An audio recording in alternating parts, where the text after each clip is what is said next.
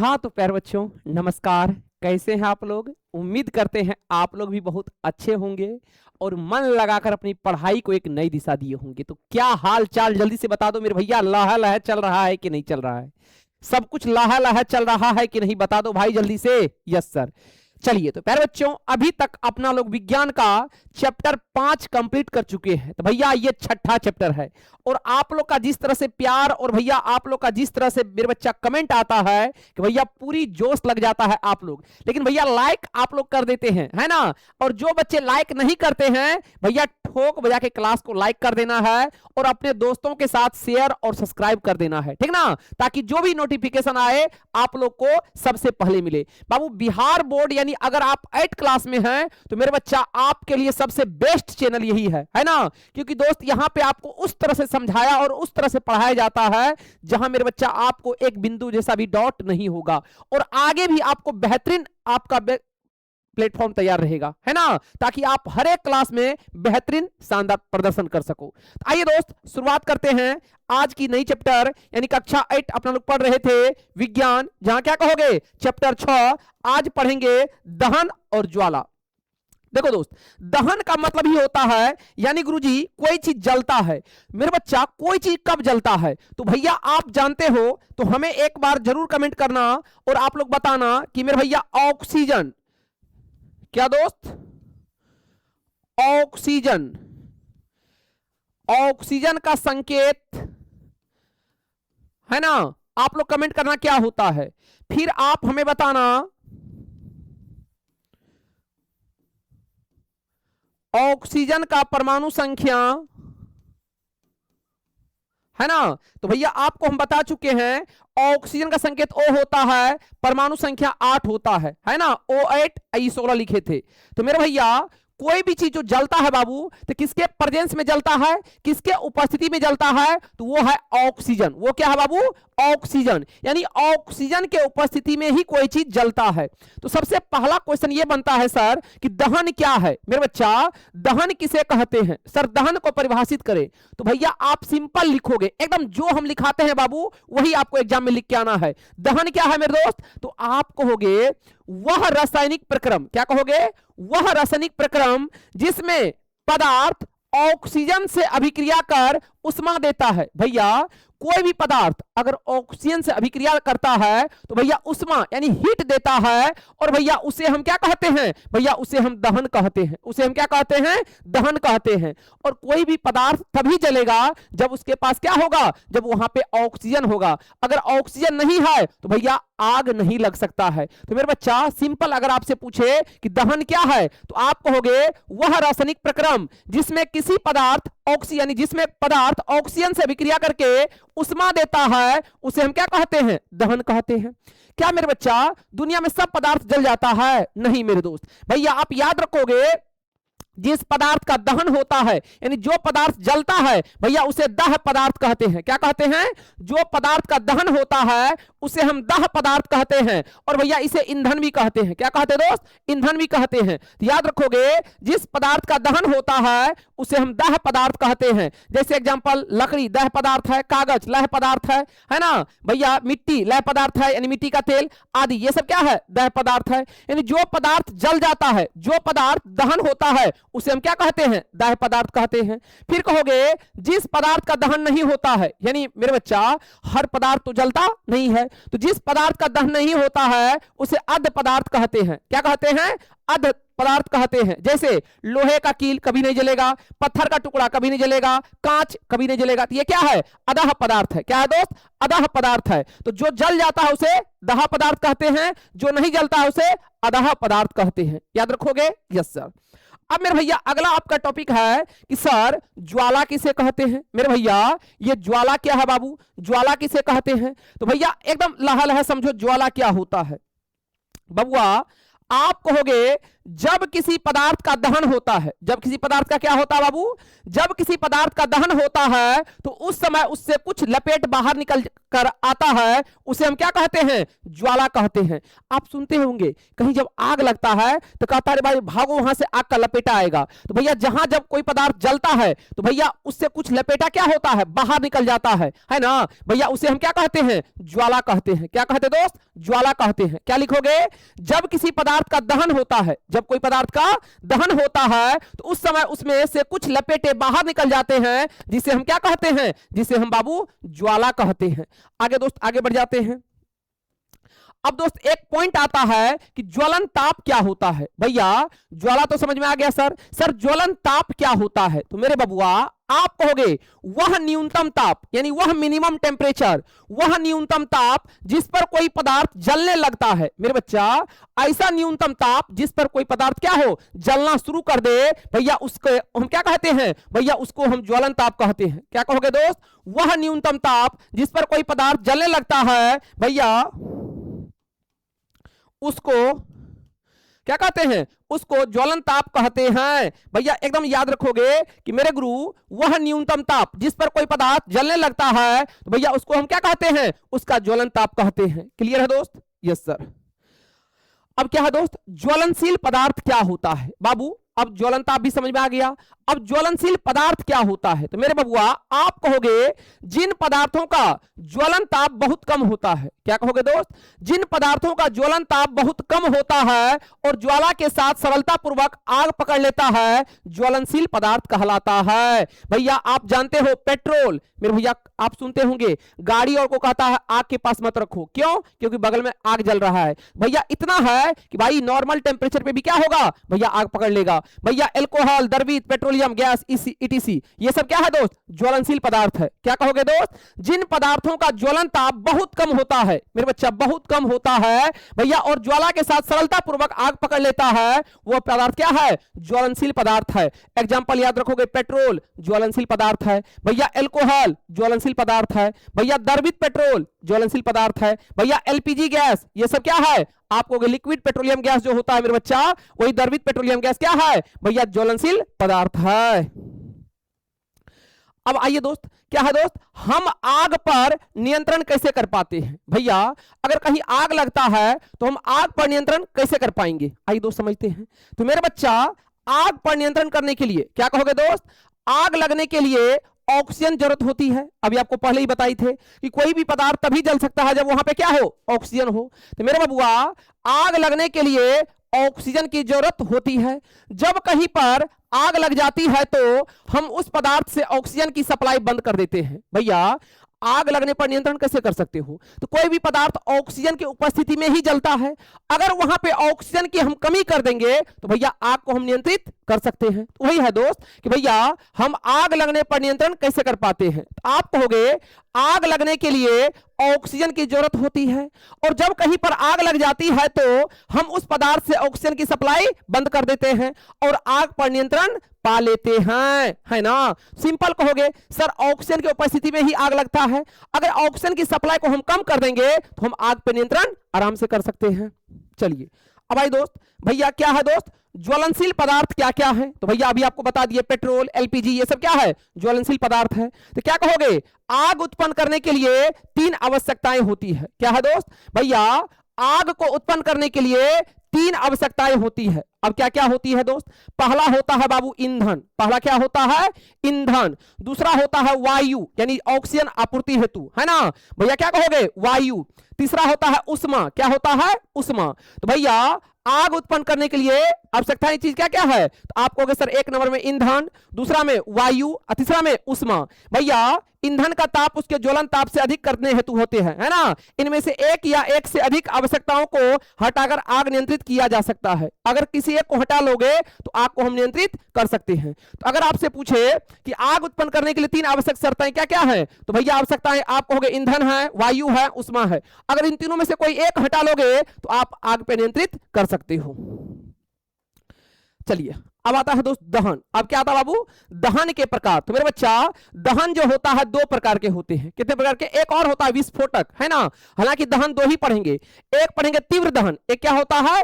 तीव्र दहन, और दूसरा होता है स्वतः दहन, एक होता है विस्फोटक। क्या होता है? विस्फोटक, वो अलग से पढ़ेंगे। तो दहन दो प्रकार के होते हैं, क्या कहोगे? तीव्र दहन और क्या कहोगे? स्वतः दहन। अब दोस्त एक एक करके समझते हैं। तो मेरे बबुआ तीव्र दहन क्या होता है? मेरे भैया तीव्र दहन क्या होता है? देखो दोस्त, क्या कहोगे? इस प्रकार के दहन जिसमें गैस तेजी से जलने लगती है तथा उष्मा और प्रकाश उत्पन्न करती है, भैया इस प्रकार के दहन को हम क्या कहते हैं? तीव्र दहन कहते हैं। दोस्त आप देखो ना, कोई भी चीज जलता है तो भैया ऑटोमेटिक वहां पे प्रकाश उत्पन्न हो जाता है और उष्मा उत्पन्न हो जाता है। तो भैया दोस्त कि तीव्र दहन क्या है? तो क्या कहोगे? इस प्रकार का दहन जिसमें गैस तेजी से जलने लगती है और उष्मा साथ में क्या कहोगे? प्रकाश उत्पन्न करती है, इस प्रकार के दहन को हम क्या कहते हैं? भैया तीव्र दहन कहते हैं। अब स्वतः दहन। तो भैया स्वतः दहन आराम से समझिए, स्वतः दहन क्या होता है? नामे में छुपा हुआ है स्वतः। क्या कहोगे बबुआ?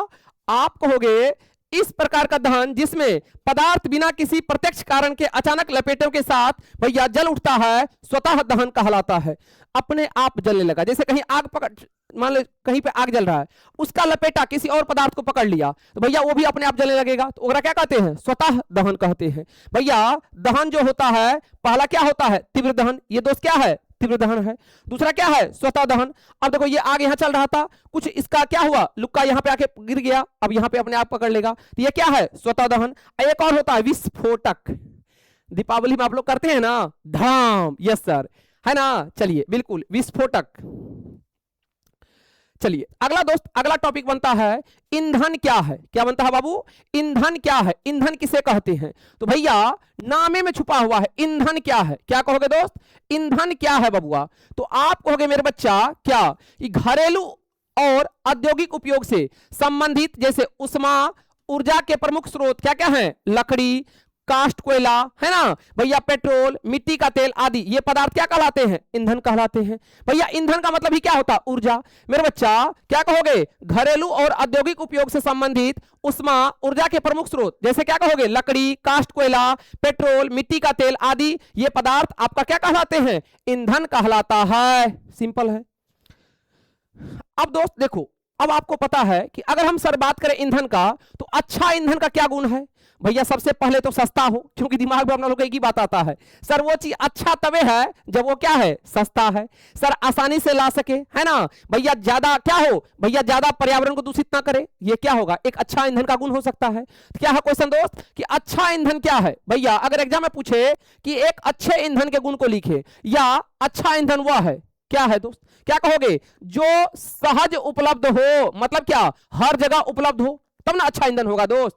भैया यह सस्ता होता है। भैया देखो, उत्तम ईंधन कब कहेंगे? सबसे पहले अपने लोगों के दिमाग में एक ही बात आता है, सर उत्तम तब कहेंगे जब सस्ता हो। क्या हो दोस्त? सस्ता हो। फिर क्या कहोगे? वायु में समान दर से सुगमता पूर्वक जलता हो। भैया अब ईंधन ला लिया, ये जल ही नहीं रहा है, तो दोस्त अच्छा होगा? नहीं, ये सुगमता पूर्वक आसानी से जल जाता हो, है ना।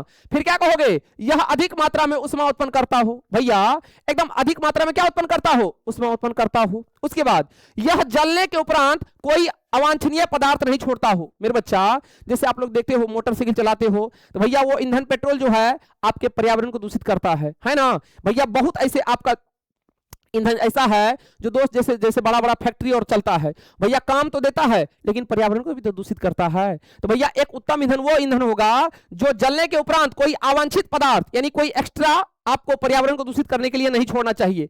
पता चले कि भाई काम तो हो रहा है लेकिन पर्यावरण को दूषित कर रहा है, तो वो उत्तम ईंधन में, अच्छा ईंधन में नहीं आएगा। तो भैया यह जलाने के उपरांत कोई अवांछनीय पदार्थ नहीं छोड़ना चाहिए, है ना भैया। ये 10वां में भी आप पढ़ोगे, आपको एग्जाम में क्वेश्चन डायरेक्ट पूछता है कि उत्तम ईंधन के गुण को लिखें, तो यही सब लिखेंगे। क्या? जो सहज, क्या लिखोगे? जो सहज उपलब्ध हो जाता हो, यानी हर जगह उपलब्ध हो जाता हो, जो सस्ता हो, भैया लाने ले जाने में क्या हो? आसानी पूर्वक हो, है ना। तो ये सब क्या है? एक अच्छा ईंधन का गुण है।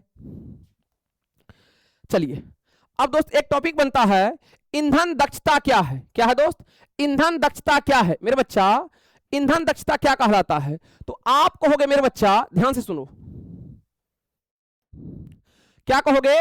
ईंधन दहन प्रक्रिया द्वारा जारी ऊर्जा का वह अनुपात जो उपयोगी कार्य में परिवर्तित किया जाता है उसे ईंधन दक्षता कहते हैं। क्या था क्वेश्चन? ईंधन दक्षता क्या है? तो ये परिभाषा लिखोगे। ईंधन दहन प्रक्रिया द्वारा जारी ऊर्जा का वह अनुपात है मेरे बच्चा जो उपयोगी कार्यों में परिवर्तित किया जाता है, उसे हम ईंधन दक्षता कहते हैं। वाहनों के लिए इसे मील प्रति गैलन या किलोमीटर में प्रति लीटर में मापा जाता है। मेरे भैया वाहनों के लिए इसे मील प्रति गैलन या किलोमीटर प्रति लीटर में मापा जाता है। चलिए अगला बढ़ जाते हैं दोस्त। अब भाई दोस्त, ईंधन के दहन से हानिकारक उत्पाद प्राप्त होते हैं। कौन कौन? तो भैया आप जानते हो, क्या बोले कि भैया कुछ ईंधन ऐसे होते हैं जिनके दहन से क्या होते हैं, हानिकारक उत्पाद प्राप्त होती है। जैसे आइए एग्जांपल से समझाते हैं। मेरे बबुआ आप जानते हो लकड़ी, कोयला और पेट्रोल जैसे कार्बन ईंधन बिना जले कार्बन कण छोड़ते हैं। ये सूक्ष्म कण खतरनाक प्रदूषक होते हैं जो दमा जैसे श्वास रोग उत्पन्न कर देता है। तो दोस्त आपको क्या बताए मेरे बच्चा, लकड़ी जलता है, कोयला और पेट्रोल जैसे कार्बन ईंधन जब बिना जले कार्बन को क्या करता है, बिना, एक मिनट दोस्त, लकड़ी, कोयला और पेट्रोल जैसे कार्बन ईंधन बिना जले कार्बन कण छोड़ता है और ये सूक्ष्म कण खतरनाक प्रदूषक होते हैं जो दमा जैसे, जो दमा बीमारी होता है, जो टीबी जिसको कहते हैं, उनको क्या करते हैं भैया, रोग उत्पन्न करते हैं। फिर क्या कहोगे भैया, इन ईंधनों का अपूर्ण दहन कार्बन मोनोऑक्साइड गैस देता है। यह अत्यंत विषैली गैस है। बंद कमरे में कोयला जलाना खतरनाक होता है। उत्पन्न कार्बन मोनोऑक्साइड से भैया कमरे में सो रहे व्यक्तियों की मृत्यु भी हो सकती है। दोस्त एक होता है कार्बन डाइऑक्साइड, क्या होता है बबुआ, एक क्या होता है दोस्त, एक होता है कार्बन डाइऑक्साइड। भैया इसमें देखो कार्बन डाइऑक्साइड यानी कार्बन एक, ऑक्सीजन दो, है ना। एक होता है कार्बन मोनोऑक्साइड, कार्बन मोनोऑक्साइड, ये क्या होता दोस्त, CO होता है। याद रखिएगा बाबू, कार्बन डाइऑक्साइड क्या होता बाबू, CO2, कार्बन मोनोऑक्साइड क्या होता है, CO। मेरे बच्चा ये दोनों सूत्र आप याद रखोगे कि कार्बन डाइऑक्साइड बोले तो क्या होता है, CO2, और कार्बन मोनोऑक्साइड बोले तो क्या होता है, CO, है ना भैया। इसमें एक कार्बन दो ऑक्सीजन, इसमें एक कार्बन एक ऑक्सीजन। तो वही कह रहा दोस्त कि कार्बन मोनोऑक्साइड जो होता है भैया, अगर ध्यान से सुनो, करा इन ईंधनों को अगर अपूर्ण दहन करते हैं यानी अधूरा दहन करते हैं तो कार्बन मोनोऑक्साइड गैस देता है और यह अत्यंत विषैली गैस है और बंद कमरे में कोयला जलाना खतरनाक होता है। उत्पन्न कार्बन मोनोऑक्साइड से भैया कमरे में सो रहे व्यक्तियों की क्या हो सकती है, मृत्यु हो सकती है। चलिए आइए दोस्त अगला क्या बाबू, ईंधन के दहन से हानिकारक उत्पाद प्राप्त होते हैं। अगला तीसरा देखो, अगला वही हेडिंग है दोस्त, क्या कहोगे, अधिकांश ईंधनों के दहन से पर्यावरण में कार्बन डाइऑक्साइड गैस निकलती है और वायु CO2 गैस अधिक मात्रा में संभवतः विश्व उष्णन और ग्लोबल वार्मिंग का कारण बनती है। मेरे बच्चा जब आप अधिकांश ईंधनों से क्या करते हो, दहन करके पर्यावरण में कार्बन डाइऑक्साइड को आप गैस निकलती है तो वायु में CO2 गैस में अधिक मात्रा संभवतः क्या होता है भैया, विश्व उष्णन या ग्लोबल वार्मिंग का कारण बन जाता है। फिर कहोगे कोयले, डीजल के दहन से सल्फर डाइऑक्साइड गैस निकलती है, यह दम घोंटू और क्या कहोगे, संक्षारक गैस है। भैया कोयला और डीजल के दहन से सल्फर डाइऑक्साइड यानी SO2 गैस निकलती है, यह दम घोंटू यानी दम घुटने लगता है और संक्षारक गैस होता है। याद रखोगे सल्फर और नाइट्रोजन के ऑक्साइड वर्षा जल में घुल जाते हैं तथा अम्ल बनाते हैं और ऐसी वर्षा को हम क्या कहते हैं, अम्लीय वर्षा कहते हैं। मेरे बच्चा जो क्या है, जान माल के लिए बहुत हानिकारक होता है अम्लीय वर्षा, एसिड रेन। चलिए अब लास्ट बचा दोस्त, भैया CNG एक अधिक स्वच्छ ईंधन है। ये भी पूछेगा एग्जाम में, कैसे भैया पूछेगा एग्जाम में कि CNG बाबू, CNG एक अधिक स्वच्छ ईंधन है, कैसे। तो आप सिंपल लिखोगे क्या कि मोटर वाहनों में ईंधन के रूप में डीजल और पेट्रोल के स्थान पर अब CNG का उपयोग होने लगा है। मेरे बच्चा मोटर वाहन में ईंधन के रूप में अब डीजल और पेट्रोल को हटा के क्या आने लगा है, CNG का उपयोग होने लगा है, क्योंकि CNG सल्फर और क्या कहोगे, नाइट्रोजन के ऑक्साइडों का उत्पादन अल्प मात्रा में करती है। तो मेरे भैया बिल्कुल आपका ये टॉपिक समाप्त होता है ना। तो बबुआ हम कुछ क्वेश्चन देते हैं जो आप बताओगे। मेरे भैया सबसे पहले तो आप याद रखोगे क्या दोस्त, सल्फर ऑक्साइड,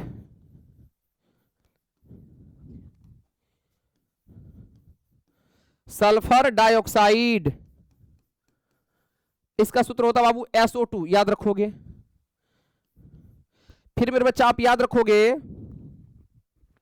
है ना, फिर आप याद रखोगे मेरे बच्चा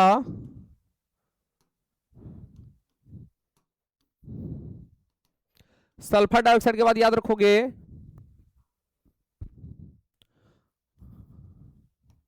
ये तो बता दिए कार्बन डाइऑक्साइड। फिर हम लिख देते हैं कार्बन डाइऑक्साइड, ये तो बता ही दिए क्या होता है CO2। फिर याद रखोगे कार्बन मोनोऑक्साइड,